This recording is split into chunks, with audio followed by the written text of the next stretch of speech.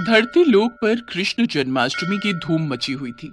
जहां देखो वहां जगह जगह हर घर हर मंदिर सजा हुआ था। भगवान श्री कृष्ण के जन्मोत्सव के लिए सभी अपनी तरफ से तैयारी कर रहे थे। ये नजारा गोलोक में विराजे श्री भगवान कृष्ण और राधा मैया देखकर अति प्रसन्न हो रहे थे। तभी श्री कृष्ण ने अपने मोर पंख को ठीक किया, कमर में बांसुरी को कसा और मुकुट पहनकर तैयार हो गए। कान्हा, कहाँ चल दिए इतना सच संवर कर? अरे राधा, आज मेरा जन्मदिन है। धरतीवासी मेरे जन्म उत्सव को इतनी धूमधाम से मनाते हैं। मन में विचार आ रहा है आज अपने भक्तों की परीक्षा ली जाए, इसलिए धरती लोक में भ्रमण के लिए जा रहा हूँ। अच्छा, फिर तो मैं भी तुम्हारे साथ चलूंगी। तुम्हारे बिना तो मैं अधूरा हूँ राधे। भला तुम्हारे बिना मैं कैसे जा सकता हूँ? चलो, अब तुम भी तैयार हो जाओ। कान्हा, तुम्हें ज्ञात है जन्माष्टमी पर भक्त तुम्हें छोटे बालक के रूप में पूजते हैं, इसलिए इस रूप में नहीं, हम छोटे बच्चों के रूप में जाएंगे। ये भी उत्तम रहेगा। राधा कृष्ण दोनों धरती लोक पर जाने ही लगे कि तभी कृष्ण के सारे सखा वहां आ गए। अरे वाह कान्हा, तुम्हारे जन्मदिन का आयोजन और तुम अकेले अकेले ही जा रहे हो। आज तो खीर पूरी पकवान मिलेंगे, हम भी तुम्हारे साथ चलेंगे। अब तो तुम सबको भी ले जाना ही पड़ेगा। ठीक है, चलो तुम सब भी मेरे जन्मोत्सव का आनंद लेने चलो। राधा कृष्ण और सभी सखा छोटे छोटे बच्चों के रूप में आ जाते हैं और धरती लोक में पहुंचते हैं। घूमते घूमते वे सब एक गांव में पहुंचते हैं। वहां पर सब जगह जन्माष्टमी की धूम थी। कन्हैया, मुझे तो बहुत जोरों की भूख लगी है, चलो न कहीं चलकर कुछ खाते हैं। हाँ, राधा बिल्कुल ठीक कह रही है। चलो ना कान्हा, सब मिलकर कहीं बढ़िया बढ़िया पकवान खाते हैं। मन तो मेरा भी हो रहा है। चलो, वो सामने उस घर में चलते हैं। वहां लग रहा है बढ़िया बढ़िया जन्माष्टमी की सजावट हो रही है। मेरे जन्मदिन की खुशियां मनाई जा रही हैं। चलो, सब चलते हैं। अरे अरे अरे, ये तुम सब कहाँ चले आ रहे हो? चलो हटो, बाहर जाओ। पता नहीं कहाँ कहाँ से आ जाते हैं। मैं भगवान कृष्ण के भोग की तैयारी कर रही हूँ। तुम लोग क्यों आए हो? हमें बहुत जोरों की भूख लगी है, कुछ खाने को दे दो। वाह, यहाँ तो पूरी, हलवा, सब्जी, खीर, यहाँ तो बहुत कुछ है। अरे क्या बात है सुशीला, आरती का समय हो रहा है, अंदर आओ। बाहर क्यों खड़ी हो? हाँ हाँ, आ रही हूँ। दरवाजा बंद कर दूं? चलो बच्चों, यहाँ से जाओ। कान्हा, इन्होंने तो द्वार बंद कर लिया। अब हम क्या करें? हम सबको बहुत जोरों की भूख लग रही है। ये कैसी बात हुई? तुम्हारा ही जन्मदिन मना रहे हैं और तुम्हें ही कुछ खाने को नहीं दिया। अरे सुदामा, इन्हें थोड़ी पता है कि मैं वास्तव में कृष्ण हूँ। ये तो मुझे एक साधारण बालक समझ रहे हैं। कोई बात नहीं सुदामा, कोई तो होगा जो हमें इस रूप में भोजन देगा। चलो और कहीं देखते हैं। राधा कृष्ण और सभी बालक बालिकाएं कुछ और जगह पर भी गए, पर वहां भी आरती और पूजन चल रहा था। कहीं भी उन्हें खाने को कुछ नहीं मिला। वे चलते चलते थक गए। मानव शरीर धारण किया है तो इतनी भूख तो सहन करनी ही होगी। बस एक आखिरी द्वार और खटखटाते हैं। अगर यहाँ नहीं मिला तो हम वापस गोलोक चले जाएंगे। ठीक है कान्हा, चलो इस घर में ही चलते हैं। थोड़ी और खीर दे। तुझे जब पता था कि मंदिर में खीर का प्रसाद बट रहा है तो तू थोड़ा ज्यादा नहीं ला सकती थी? माँ जी, मंदिर में बहुत भीड़ थी, बड़ी मुश्किल से नंबर आया तो मैं बस ये थोड़ा बहुत ही प्रसाद ला पाई। अरे अम्मा, खा लो ना। वैसे भी खीर खाए कितना समय हो गया। मजदूरी करते करते हाथों में छाले पड़ गए हैं। हमारी तो ऐसी किस्मत ही नहीं कि हम रोजाना ऐसी खीर पकवान खा सके। हाँ हाँ बेटा, ये ले, तू और ले ले। थोड़ा प्रसाद बचा है, मैं खा लेती हूँ। माँ, हमें बहुत भूख लगी है, कुछ खाने को दे दो। ये लो, पहले ही थोड़ी बहुत खीर है, उसमें से भी ये बच्चे भी मांगने आ गए। कुछ नहीं है यहाँ, चलो जाओ यहाँ से। रुको माँ, मैं दरवाजा बंद करके आता हूँ। सुनिए, आज जन्माष्टमी का त्योहार है, भगवान कृष्ण का जन्मदिन। ये बच्चे उन्हीं के रूप में लगता है झांकी लेकर निकले हैं। हो सकता है इन्हें रास्ते में भूख लगाई हो। थोड़ी सी खीर है मेरे पास, इन्हें दे देती हूँ। ऐसे द्वार पर आए बच्चों को भूखा भेजना मुझे ठीक नहीं लग रहा। माँ ये लो, तुम मेरी खीर भी इसमें से ले लो, मुझे इतनी सारी नहीं खानी। माँ, मेरे में से भी ले लो। अगर तुम अपनी दे दोगी तो तुम क्या खाओगी? राधा, इन बच्चों में अपनी माँ के प्रति कितना प्रेम है। हमें इनके लिए कुछ करना चाहिए। हाँ कान्हा, देखो तो इन्होंने अपनी सारी खीर हमें परोस दी। कैसे पागल हो तुम तीनों। बताओ, अपने हिस्से की खीर इन बच्चों में बांट रहे हो। इतनी मुश्किल से तो ये थोड़ा प्रसाद मिला था। अब तुम दोनों बच्चे कान खोलकर सुन लो, मैं अपनी खीर में से एक भी निवाला नहीं दूंगी। ये लो बच्चों, ज्यादा तो नहीं, थोड़ी थोड़ी खीर है, ये खा लो। बस इतनी सी खीर, इससे तो हमारा चींटी जैसा पेट भी नहीं भरेगा। एक काम करो, थोड़ी और खीर ले आओ। दादी, थोड़ी सी अपने में से दे दो ना। आज वैसे भी भगवान कृष्ण का जन्मदिन है, हमने भी तो नहीं खाई ना, हमने भी इनको दे दी। अब क्या करूं, तुम लोग इतना जोर दे रहे हो तो ये लो, थोड़ी सी मेरे में से भी दे दो। सावित्री, ये ले थोड़ी मेरे से भी ले ले, फिर बोलेगी मैं अकेले अकेले खा गया। सावित्री के परिवार के लोगों की ऐसी सोच देखकर राधा कृष्ण मन ही मन बात करने लगे। कान्हा, यह तो बहुत थोड़ी खीर है, कुछ करो, इन सबको भी तो खीर खाने का मन है। अगर हम ये सारी खीर खा जाएंगे तो ये लोग क्या खाएंगे।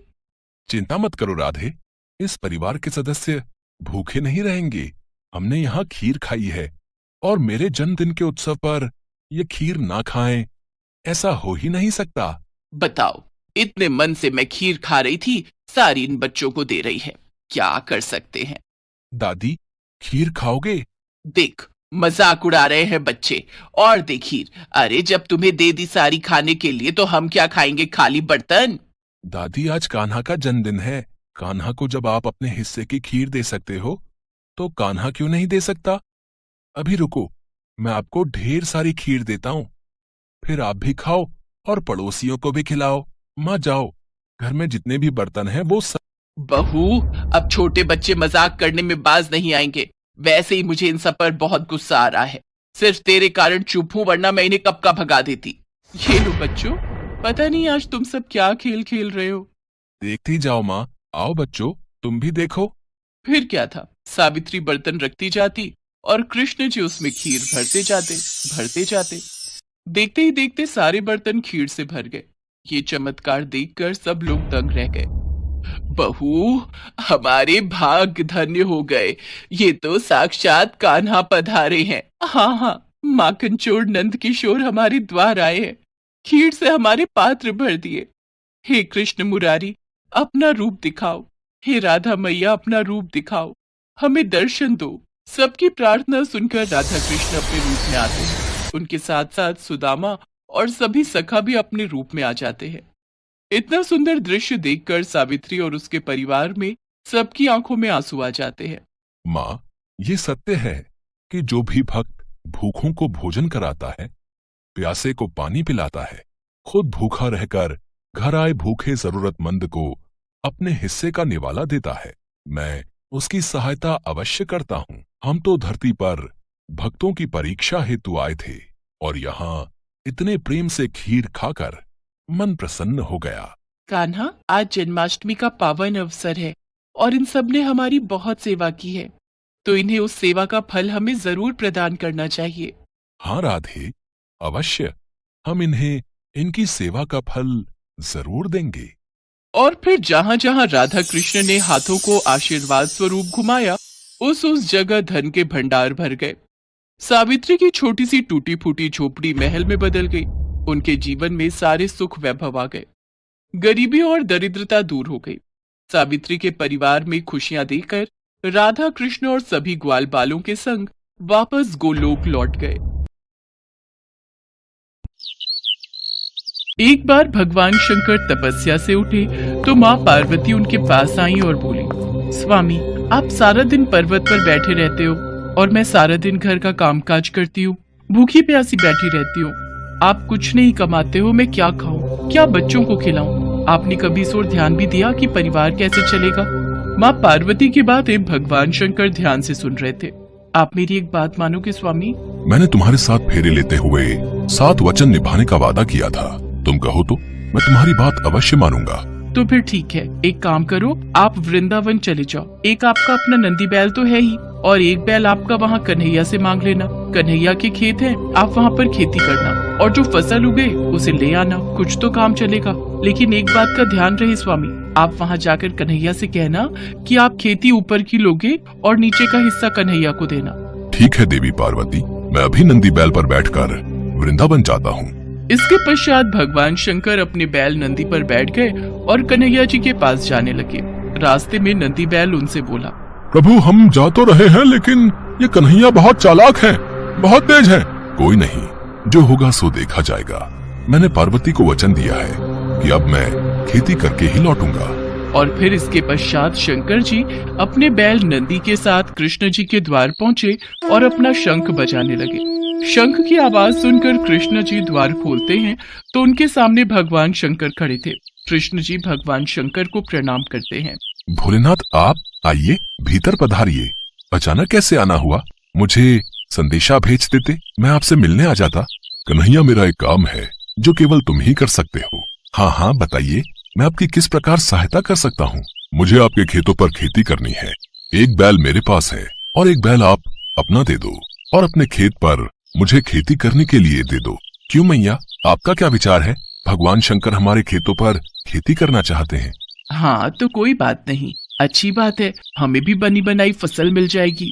पर मेरी एक शर्त है, खेती में आप जो भी मुझे बोने को कहोगे वो मैं बो दूंगा, पर खेती का ऊपरी हिस्सा मैं रखूंगा। तो आप बताओ मैं क्या बो दूं? ठीक है, मुझे मंजूर है। एक काम करो, आप ना आलू बो दो। ठीक है, फिर मैं फसल तैयार होने के बाद ही आपसे मिलूंगा। इसके बाद शंकर जी बैलों को लेकर खेती करने चले गए। उन्होंने खूब मेहनत से खेती की और आलू उगाए। कुछ दिनों में आलू की फसल पककर तैयार हो गई। शर्त के मुताबिक शंकर जी और नंदी ने मिलकर आलू के ऊपर की फसल, आलू के पत्ते काटे और गठरी में भरकर कैलाश ले गए। शंकर जी ने बहुत खुशी से पार्वती मैया को वो गठरी दी। पार्वती मैया ने जब गठरी को खोलकर देखा तो वो हैरान हो गई। उस गठरी में तो पत्ते ही पत्ते थे। प्रभु आप ये क्या उठा लाए हो? खेती कहाँ है जो आपने की थी? पार्वती मैंने तो वैसा ही किया जैसा तुमने मुझसे कहा। मैंने ऊपर की खेती का हिस्सा लिया और कैलाश लौट आया। मुझे कुछ नहीं पता प्रभु, अब मैं इन पत्तों का क्या करूं? ये पत्ते किसी काम के नहीं हैं। अब आप दोबारा जाओ और दोबारा खेती करके लाओ। और हाँ, अब की बार आप नीचे की खेती मांगना। एक बार फिर भगवान शंकर नंदी के साथ वृंदावन जाने लगे। रास्ते में नंदी ने उन्हें फिर समझाया कि कान्हा बहुत चतुर है, तो आप सावधान रहना। शंकर जी ने फिर से वही कहा कि जो होगा देखा जाएगा। कन्हैया मुझे आपके बैल और खेत फिर से चाहिए। मुझे एक बार फिर खेती करनी है, पर इस बार मेरी शर्त ये है कि मैं खेती नीचे की लूंगा, ऊपर की आप रखना। बताओ मैं क्या बो दूं? ठीक है फिर तो आप बाजरा बो दो। कृष्ण जी के कहने पर शंकर जी ने बाजरा बो दिया और खेती की। उसकी अच्छे से रखवाली की और कुछ ही समय में बहुत अच्छी बाजरे की फसल उगाई। शंकर जी बाजरे के नीचे की डंडियां तोड़कर कैलाश ले गए और ऊपर का बाजरा सारा कृष्ण जी और यशोदा मैया घर ले गए। कैलाश पहुंचकर जब शंकर जी ने माता पार्वती को बाजरे के नीचे की डंडियों से भरी गठरी दिखाई तो वो फिर से क्रोधित हो गई। अरे आप ये क्या ले आए? ये तो घास फूस है, इनका मैं क्या करूंगी? इसमें बाजरे के दाने कहाँ हैं? पार्वती मुझे तो तुमने कहा कि मैं नीचे की खेती ले आऊं, इसलिए ऊपर की खेती मैंने कन्हैया को दे दी। मुझे कुछ नहीं पता, मैं क्या बनाऊं और क्या खिलाऊं। आप एक बार फिर से जाओ और इस बार कन्हैया से कहना कि ऊपर और नीचे दोनों की खेती आप ही रखोगे। ठीक है पार्वती, जैसा तुम कहो, मैं फिर से जाता हूँ। चलो नंदी। शंकर जी कन्हैया के द्वार पर पहुँचे और उनसे फिर से खेती करने के लिए कहा। कन्हैया इस बार ऊपर और नीचे दोनों की खेती मैं ही लूंगा। बताओ मुझे क्या बोना है? ठीक है, इसमें मुझे कोई आपत्ति नहीं है। आप इस बार मक्का बोलो। इस बार आप ऊपर और नीचे की खेती ले लेना और जो बचेगा वो मैं रख लूंगा। शंकर जी फिर से खेती करने लगे। कुछ ही समय में मक्का की बहुत अच्छी फसल उगाई। कृष्ण जी यशोदा मैया के साथ मिलकर बीज का हिस्सा यानी कि मक्का तोड़कर घर ले गए और ऊपर और नीचे की फसल भगवान शंकर कैलाश पर्वत पर ले आए। इस बार नंदी और भगवान शंकर बहुत खुश थे कि ऊपर और नीचे की दोनों खेती देखकर माता पार्वती बहुत खुश होंगी। पर जैसे ही उन्होंने माँ पार्वती को खेती की गठरी पकड़ाई, जिसे देखकर माँ पार्वती अपना सिर पकड़कर बैठ गई। अरे ऊपर और नीचे की फसल तो ले आए, पर इसमें भुट्टा कहाँ है? पार्वती तुमने ही तो कहा था कि ऊपर की और नीचे की खेती लेकर आऊं, इसलिए मैं ऊपर और नीचे की खेती ही तो लेकर आया हूँ। अब मैं भोला भाला जैसा तुमने मुझसे कहा मैंने वैसा ही किया। तभी कृष्ण जी आते हैं। माँ पार्वती भोलेनाथ बिल्कुल उचित कह रहे हैं। भोलेनाथ को तभी तो भक्त भोले बाबा कहते हैं। भोलेनाथ तो भाव के भूखे हैं, प्रेम से जो भी इनको कुछ भी अर्पित करता है वे ग्रहण कर लेते हैं। आप धन्य हैं भोलेनाथ। माँ पार्वती, भोलेनाथ के द्वारा की हुई खेती मैं ले आया हूँ, इसे स्वीकार कीजिए। माँ पार्वती देखती हैं कि भगवान भोलेनाथ ने तो बहुत ही बढ़िया खेती करके आलू, बाजरा और मक्का उगाया था। वो खुशी से फूली नहीं समाती। कुछ भी कहिए स्वामी, पर आपने नंदी और कान्हा के बैलों के साथ मिलकर बहुत बढ़िया खेती की है।